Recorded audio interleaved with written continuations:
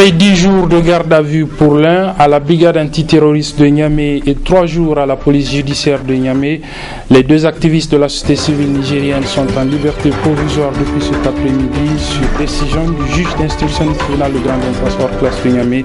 Des précisions dans cette édition. Et puis, les marchés de la capitale ont été fermés à l'appel des commerçants importateurs et grossistes du Niger. Malgré le mot d'ordre de levée de ces boycotts, les marchés ont fermé.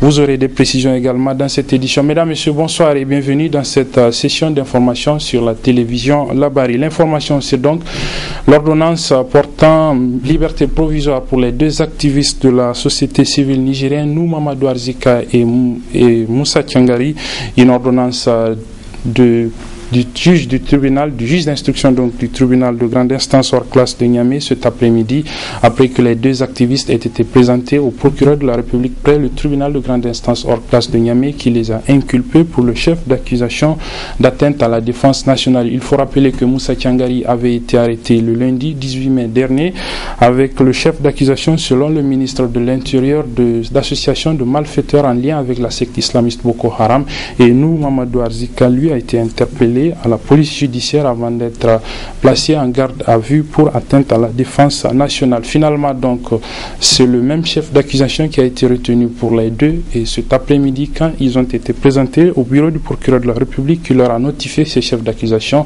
le dossier a été transmis au juge d'instruction, le doyen des juges d'instruction du tribunal de grande instance hors classe de Niamey, qui a décidé donc de les mettre en liberté provisoire tout en décidant lui aussi donc de les poursuivre. Je vous propose de suivre la réaction, le résumé de la réaction de Moussa Tiangari juste à sa sortie du palais de justice de Niamey il y a quelques instants. Il aura fallu passer 10 jours dans le local de la brigade antiterroriste avant qu'il ne soit présenté devant le doyen de juge du tribunal de grande instance hors classe de Niamey ce mercredi. Moussa Tiangari est poursuivi pour atteinte à la défense nationale. Après avoir été entendu, l'acteur de la société civile nigérienne retrouve sa liberté avec plus d'engagement à poursuivre son combat. J'ai été accusé de collusion avec des terroristes. Finalement, les faits ont été requalifiés et maintenant je suis poursuivi encore pour atteinte à la défense nationale. On m'accuse de démoraliser les forces de défense et de sécurité. Je viens de bénéficier d'une liberté provisoire. Et je remercie mes avocats qui ont été à côté de moi, les camarades qui ont été largement mobilisés, mais aussi toute la communauté soucieuse, la communauté nationale et internationale soucieuse de la défense des droits humains. Tout le monde sait qu'Alternative Espace Citoyen n'a qu'une préoccupation, la défense des droits humains. Ce combat, nous l'avons commencé depuis la création de notre association. Et ce combat, on le faisait déjà dans ce pays bien avant de créer Alternative. Ce combat va se poursuivre. Vous comprenez très bien que tout ce cirque qui est organisé, c'est pour nous décourager, c'est pour nous empêcher de faire notre travail, qui est un travail d'utilité publique. Inch'Allah, personne ne pourra nous empêcher de faire notre travail. Et moi, je sors de ces jours de détention encore ragardi, encore avec une conviction raffermie, et notre combat va continuer. Et j'ai eu l'occasion de découvrir beaucoup de choses. Et de ce point de vue, je pourrais même remercier ceux qui ont organisé ce cirque pour me faire détenir pendant une dizaine de jours. Je peux les remercier pourquoi? Parce que ça m'a permis de voir des choses auxquelles je n'aurais peut-être pas eu accès si j'étais resté dehors. Je sais maintenant que la situation est même plus grave que ce que nous avons pu voir. Et Inch'Allah, vous vous en doutez, nous continuerons notre travail et nous informerons, conformément à notre mission, l'opinion de ce qui se passe. Je vous dis, c'est plus grave que ça. Et moi, donc, je suis content qu'on m'ait donné l'occasion de découvrir d'autres choses. Moussa Tiangari est arrêté le lundi 18 mai dernier alors qu'il rendait visite aux 6 chefs de village de la région de Difa arrêtés pour non-collaboration avec les forces de défense et de sécurité dans leur combat contre Boko Haram. Rappelons qu'en début de cette semaine, les éléments de la police nationale ont mené une opération de perquisition au domicile de Moussa Tchangari. Voilà, liberté provisoire donc pour Moussa Tchangari avec le chef d'accusation d'atteinte à la défense nationale.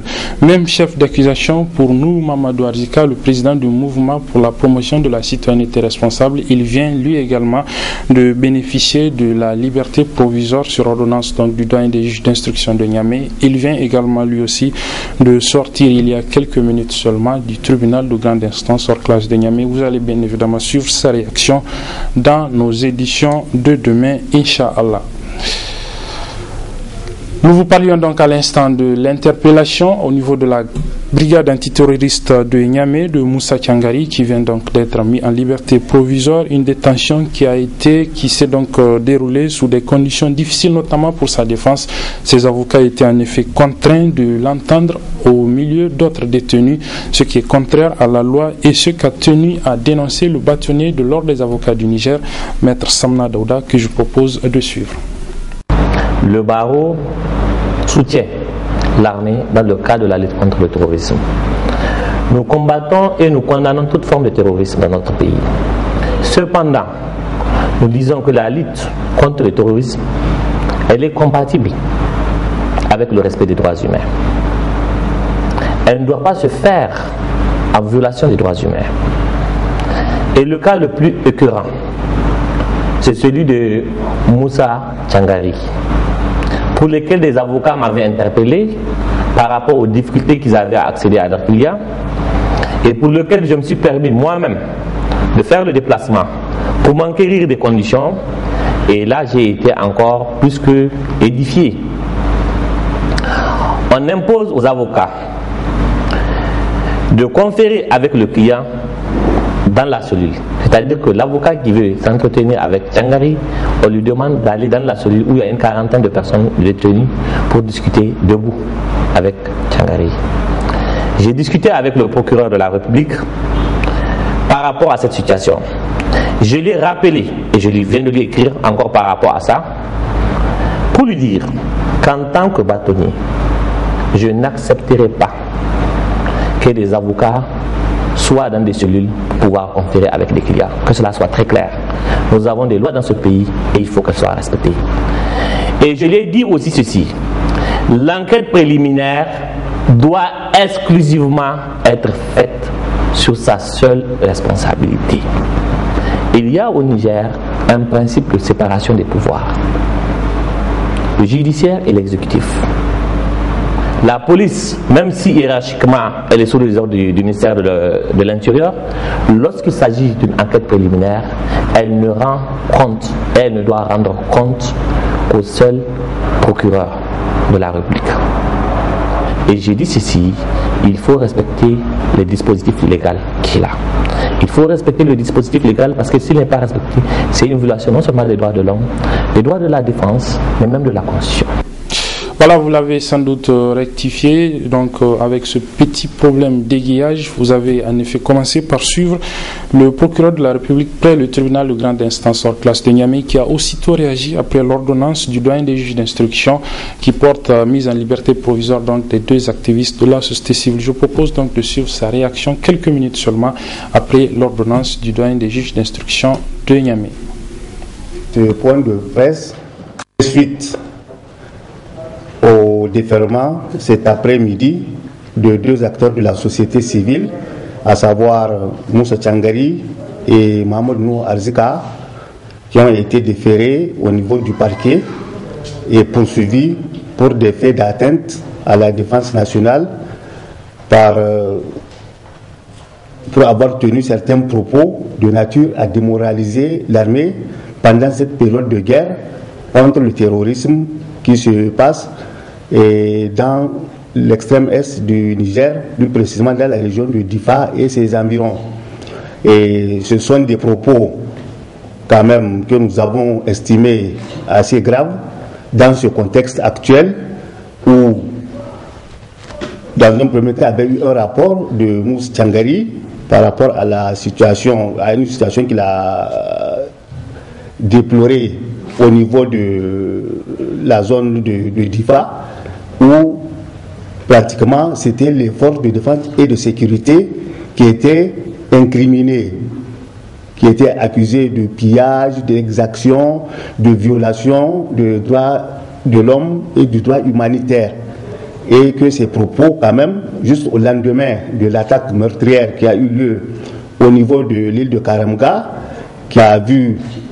qui s'est soldée par la mort de près de 46 soldats nigériens et 28 civils, pendant que la nation toute entière pleurait ses fils, pendant que l'armée pleurait aussi leurs soldats tombés sous le champ d'honneur, vous conviendrez avec nous quand même que ces propos sont assez graves dans ce contexte actuel. Donc, les dispositions du code pénal sur lesquelles nous les avons poursuivies sont constitutives d'atteintes graves à la défense nationale sur la base des articles 63 alinéa 4 du code pénal et de l'article 74. Au niveau du juge d'instruction, ils ont été inculpés, mais placés en liberté provisoire. Cela ne veut pas dire qu'ils n'ont rien fait, qu'ils sont libres totalement de leur mouvement. Il ne s'agit pas de cela. Il ne faut pas que les gens crient victoire pour dire qu'on les a libérés, ils n'ont rien fait. Il ne s'agit pas de cela. Les faits pour lesquels ils ont été poursuivis ont été reconnus par le juge d'instruction qui les a inculpés sur les mêmes faits pour lesquels nous-mêmes, par lesquels nous les avons poursuivis. Le juge d'instruction, tout naturellement, il n'a pas jugé, disons, nécessaire de les placer sous mandat de dépôt, tout simplement parce qu'il estime qu'ils ont une garantie de représentation. Il faut que les gens comprennent, ce n'est pas le fait de laisser quelqu'un à liberté qui peut dire que ce monsieur n'a rien fait. Ils sont inculpés et le juge va continuer à instruire le dossier jusqu'à arriver à clôturer l'information et éventuellement à les renvoyer devant la juridiction du jugement si toutefois ils trouvent des charges suffisantes contre eux. L'instruction, dans tous les cas, vous savez, elle est faite à charge ou à décharge. Dans tous les cas, nous, au niveau du ministère public, nous sommes satisfaits que le juge, en tout cas, a suivi les infractions que nous avons visées. Et la preuve en est que nous n'avons même pas jugé utile d'interjeter appel de l'ordonnance de refus de placement que le juge a rendu. Voilà donc ce que l'on pouvait retenir de cette situation de cet après-midi, situation donc des deux activistes de la société civile nigérienne qui ont tous bénéficié donc de la liberté provisoire de la part du doyen des juges d'instruction de Niamey. Nous, Mamadou Arzika et Moussa Tchangari, ont donc regagné leur famille il y a quelques instants. Toutes ces interpellations de ces deux acteurs de la société civile ont un lien avec la situation sécuritaire et humanitaire dans la région de Difa, soumise, comme vous le savez, depuis le mois de février aux attaques de la secte islamiste Boko Haram, contre laquelle nos forces de défense et de sécurité livrent une bataille. La situation humanitaire dans la région de Difa a notamment fait l'objet d'un communiqué de presse du comité international de la Croix-Rouge, le CICR, une situation humanitaire qui se dégrade avec notamment l'arrivée des déplacés des îles et des villages du lit du lac Tchad. Le résumé de ce communiqué du CICR avec Hassan Saleh Mustafa. Dans son communiqué de presse numéro 15 en date du 26 mai 2015, le comité international de la Croix-Rouge CICR s'indigne de la situation humanitaire qui continue de se dégrader dans la région de Difa. Dans cette localité, le CICR et la Croix-Rouge nigérienne distribuent des vivres et des biens de première nécessité à plus de 20 000 personnes qui ont récemment été déplacées et aux communautés qui les accueillent. Ces dernières semaines, plusieurs milliers de personnes ont été obligées d'évacuer les îles du lac Tchad. Ces déplacés qui ont trouvé refuge dans plusieurs localités avoisinantes sont dans une grande précarité. Parmi eux, il y a beaucoup de femmes et d'enfants. et certains ont dû parcourir plusieurs dizaines de kilomètres à pied pour la plupart et sous la canicule avant de parvenir à des localités plus hospitalières où ils espèrent trouver un peu de sécurité, explique Lucas Petridis, le chef de la délégation du CICR au Niger. Il leur faut des vivres et un meilleur accès à l'eau de toute urgence, affirme Lucas Petridis, qui regrette que trop peu de dispositions aient été prises pour répondre aux conséquences humanitaires de ces mouvements de population. Pour les déplacer, en effet, les conditions de vie sont extrêmement difficiles. Les localités dans lesquelles ils viennent s'installer subissent déjà largement les conséquences du conflit et des difficultés économiques liées au déficit agricole et fourrager de 2014 et à la réduction drastique des échanges avec le Nigeria voisin. La région est économiquement asphyxiée et les restrictions imposées pour des raisons de sécurité ont considérablement détérioré le niveau de vie de la population qui dépend de plus en plus de l'aide humanitaire. La semaine passée, le CICR et la Croix-Rouge nigérienne ont distribué des vivres à près de 15 000 personnes déplacées ayant fui les îles où se déroulent des combats meurtriers et se trouvant actuellement à Yebi et à Bosso dans la région de Difa. Nous sommes très préoccupés par l'évolution de la situation humanitaire dans cette région, affirme le chef de la délégation du CICR au Niger. Le conflit a de plus en plus d'impact sur la population civile dont le sort n'est pas suffisamment pris en compte dans la conduite des hostilités. Nous en appelons au respect le plus strict du droit international humanitaire par toutes les parties, conclut Lucas Pedritis, le chef de la délégation du CICR au Niger. C'est l'un des titres de ce journal. Plusieurs marchés de la capitale Niamey sont restés fermés aujourd'hui à l'appel des syndicats des commerçants importateurs et exportateurs du Niger, mais aussi du syndicat national des agents de transit du Niger. Le mot d'ordre a donc été respecté malgré l'appel lancé par le communiqué plutôt lancé par le même syndicat des commerçants importateurs et exportateurs de ne pas suivre le mot d'ordre. Je vous propose de suivre le constat sur le suivi de ce mot d'ordre avec nos reporters Aboubakar Souley et Assoumana China. Les commerçants du marché Jamagué n'ont pas ouvert leur boutique ce mercredi malgré la levée du mot d'ordre marché mort par les syndicats des commerçants importateurs, exportateurs et grossistes du Niger. Les locataires du petit marché victimes d'un incendie il y a environ 3 ans défendent leur cas. Nous on a lancé notre mot d'ordre depuis le 20 de ce mois. Soit en disant le 27 mercredi on va fermer nos activités et on va jeûner. Coïncidence fait, les syndicats importateurs et exportateurs ont tenu une réunion le dimanche, soit en disant qu'il y a une histoire de Bolloré au magasin Soudouane. Donc, maintenant, avec le temps, hier ils ont changé leur données, soit les autorités les ont appelés, soit en disant une négociation en cours pour voir le cas de Bolloré. Mais nous, notre cas propre à nous, ça nous regarde, ça c'est le petit marché. On a notre propre problème qui nous regarde concernant le petit marché. Ça fait maintenant 3 ans, quelques mois, dont l'incendie a ravagé le petit marché. Jusqu'à présent, on n'a pas eu de suite favorable par rapport à cette histoire-là. Donc c'est ça qui a fait que nous avons tenu maintenant notre mode de grève. L'ambiance du grand marché n'était pas aussi ordinaire. Les boutiques sont restées fermées. Les commerçants n'ont pas respecté l'appel du syndicat de sursoir au mot d'ordre marché mort. C'est nous-mêmes qui avons demandé de fermer les marchés. Par la suite, d'autres m'ont informé que le Premier ministre a demandé de lui accorder un délai de 10 jours afin de régler le problème. Pour cela, nous avons dit aux commerçants d'ouvrir les boutiques. Mais ce matin, j'ai reçu des appels de partout. Les commerçants m'ont dit: Elhadji, c'est nous qui t'avons élu. On n'écoute personne en dehors de toi. Ils ont décidé de ne pas ouvrir les boutiques et je les soutiens. Nous voulons dorénavant qu'on nous implique dans toutes choses nous concernant.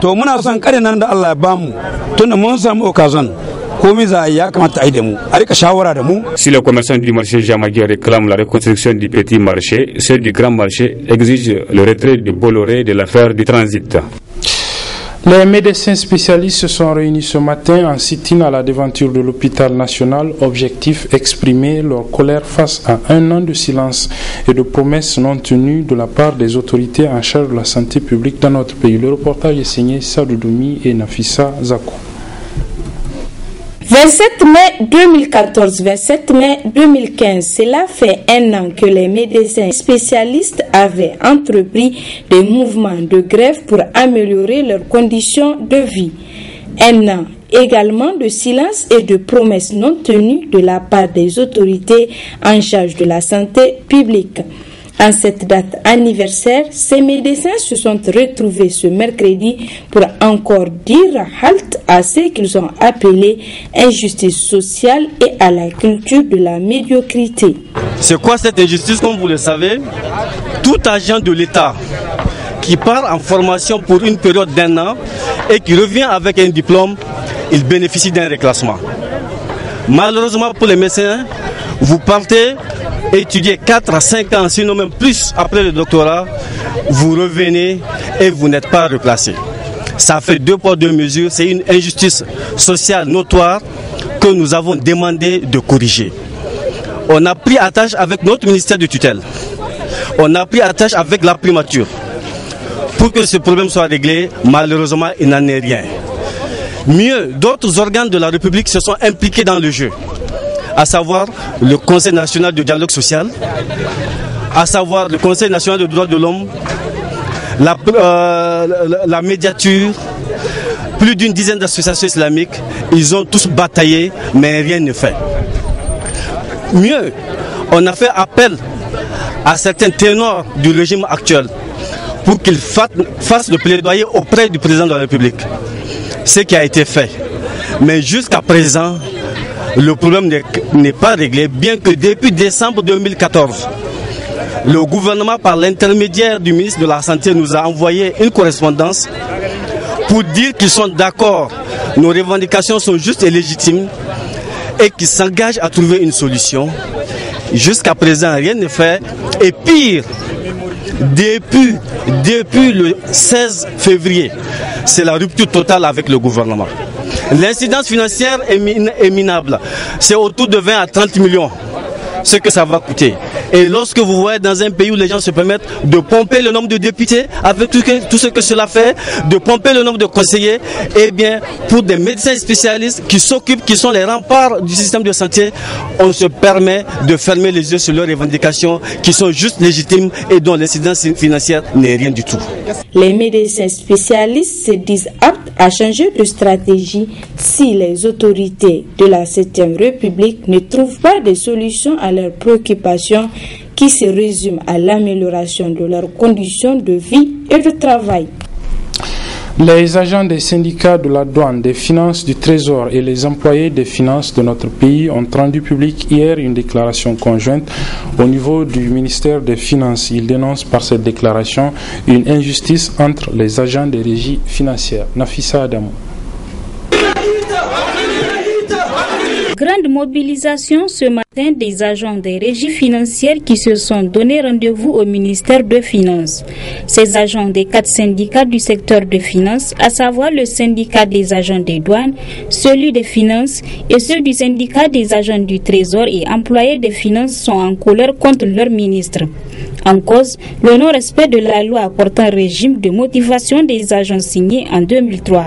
Explicitement, le ministre a demandé au Conseil d'État de donner son avis sur la conformité à la loi susvisée, notamment l'arrêté 308/NF du 15 septembre 2003 déterminant les modalités d'application de la loi 2003-01 du 2 janvier 2003 et son procès verbal de répartition. Également, le ministre a demandé au Conseil d'État de lui indiquer le cas échéant les pistes devant permettre d'élaborer un arrêté conforme à la loi 2003-01 du 2 janvier 2003. En réponse à la saisine du ministre des Finances, le juge, en premier et dernier ressort en matière d'interprétation et d'appréciation des actes administratifs et également en sa qualité de juge de la légalité tel que consacré par les articles 137 et 140 de notre Constitution, le Conseil d'État a expressément décidé que l'arrêté 308 MF du 15 septembre 2003 déterminant actuellement les modalités de répartition de la ristourne n'est pas conforme à la loi 2003-01 du 2 janvier 2003. L'administration en général et celle des finances en particulier constitue une équipe dont tous les acteurs contribuent, chacun dans son domaine de compétence à cette activité. En quoi cette démarche constitue-t-elle une remise en cause des acquis, comme le pense une certaine opinion? Tous ces syndicats signataires de cette présente déclaration demandent au ministre des Finances de tenir la compétence exécutive la prise d'un nouvel arrêté en vue de mettre fin à l'injustice entre les agents des régies financières. La tendance épidémiologique de la méningite est sensiblement à la baisse ces derniers jours dans notre pays. Déclaration du directeur de cabinet du ministre de la Santé qui a animé hier un point de presse que nous résument Michel Deji et Sadou Doumi. C'est un point de presse qui a consisté de prime abord à informer l'opinion nationale sur la situation générale actuelle de l'épidémie de la méningite. Après toute étude faite, il y a eu une répartition des cas par région. Donc à la date du 25 mai 2015, la situation épidémiologique se présente comme suit. Agadez, il y a eu 27 cas, un décès. À Difa, il y a eu 1 cas, 0 décès. À Dosso, il y a eu 1066 cas, 97 décès. Maradi, 261 cas, 25 décès. Niamey, 4786 cas, 243 décès. Tawa, 304 cas et 24 décès. Tilaberi, 957 cas, 85 décès. Zender, 44 cas, 4 décès, soit un total de 7446 et malheureusement 479 décès. La situation telle que ça se présente ce matin, il y a des régions où il n'y a aucun cas. Il s'agit des régions de Maradi, Difa, Agadez, Zender et même Tawa. Ça fait 2 jours qu'ils n'ont notifié aucun cas. Les régions où l'épidémie, ou du moins la maladie subsiste, il s'agit de Niamey où 43 cas ont été enregistrés hier, Tilaberi 8 cas, Dosso 5 cas, et dans les 3 cas, il n'y a pas eu de décès. C'est pour vous dire que la tendance généralisée sur l'ensemble du territoire est à la baisse. Selon le directeur de cabinet du ministre de la Santé publique, cette épidémie de méningite est l'une des mieux maîtrisées de toutes celles qu'a connues le Niger depuis 1994. Jamais une épidémie n'a été aussi politisée. Certains ont voulu déduire que c'est parce que c'est un tel qui est au pouvoir, parce que c'est un tel ministre qui est là. Aujourd'hui, nous sommes à 4700 et quelques cas. Nous avons 479 décès. C'est trop, mais la promptitude et le professionnalisme avec lequel nous avons géré cette épidémie nous a permis de circonscrire le mal dans des endroits, notamment à Niamey, Douti, Djumdjou et de la région de Tilaberi. Signalons que dans son alerte numéro 2 de l'année 2015, le système d'échange d'informations de l'Organisation mondiale de la santé a fait référence à la circulation confirmée au Niger de versions falsifiées de vaccins contre la méningite. Des produits falsifiés qui n'ont pas encore été soumis à des analyses de laboratoire, prévient l'OMS, qui appelle à une vigilance accrue. Pour en savoir davantage à ce sujet, nous avons posé la question au directeur de cabinet Alzoumi Sefi, mais il a répondu que le ministère de la Santé publique s'apprête à réagir à ce propos. Les responsables communaux du comité de fichier électoral biométrique CFEB de la région de Niamey ont été officiellement installés hier, cérémonie présidée par le gouverneur de la région de Niamey en présence des 5 maires des arrondissements de la ville de Niamey. Le point avec Ibrahim Abdou et Assoumana China. Cette cérémonie au gouvernorat de la région de Niamey consacre l'installation officielle de coordination communale du fichier électoral de la région. Occasion pour le rapporteur national du fichier électoral d'indiquer aux responsables de ces coordinations la tâche qui les attend. Vous savez désormais sous le regard de tous les acteurs, sous le regard de la région de Niamey, de la nation toute entière, mais surtout sous le regard infaillible de Dieu, le Tout-Puissant. Vous devez faire votre travail tout simplement conformément à la loi. Je suis persuadé que les autorités de la région de Niamey vous apporteront tout le soutien nécessaire dans votre mission. Que Dieu le Tout-Puissant vous accorde sa grâce pour qu'ensemble nous puissions élaborer un fichier électoral crédible qui participera de l'apaisement du climat politique dans notre pays. Vous avez besoin des autorités administratives, municipales et coutumières. Vous avez besoin des représentants des partis politiques, des représentants de la société civile, des syndicats. Vous avez également besoin des autres, vous avez besoin de tous. Les titres que vous avez désormais vous honorent, pensez à les honorer à retour. Le gouverneur de la région de Niamey qui a présidé cette cérémonie a rappelé aux responsables communaux du fichier électoral la spécificité de cette région. Niamey a une spécificité par rapport aux autres régions. Parce que tout simplement Niamey est la capitale du Niger où tous les partis politiques pratiquement sont représentés. Donc, ce ne sera pas une chose aisée. Et l'autre aussi caractéristique de la région de Niamey, c'est que c'est une cité, et qui dit cité, pratiquement les habitants qui seront recensés risqueraient de se retrouver ou au bureau ou dans les marchés. C'est pourquoi moi je voudrais que les agents recenseurs, donc à travers l'encadrement des communaux, qu'on fasse vraiment preuve de courage et de bon sens pour pouvoir recenser le maximum de Niaméens pour les élections de 2016. J'avais posé la question effectivement au comité national pour savoir c'est à quelle heure pratiquement à Niamey nous allons être recensés, parce que je sais que dans la journée ce n'est pas donné d'avance. Peut-être qu'il faudra inclure aussi les nuits. Mais je pense que c'est une question que nous allons continuer encore à porter au niveau donc, du comité national pour qu'enfin on trouve la solution. Ainsi donc, le regard est désormais tourné vers ces acteurs électoraux qui ont la lourde tâche d'élaborer un fichier électoral fiable. Voilà, c'est la fin de cette édition, mesdames et messieurs. Merci de l'avoir suivi. Merci également aux équipes techniques et rédactionnelles qui m'ont aidé à vous la présenter. Les programmes se poursuivent sur la télévision La Barrie.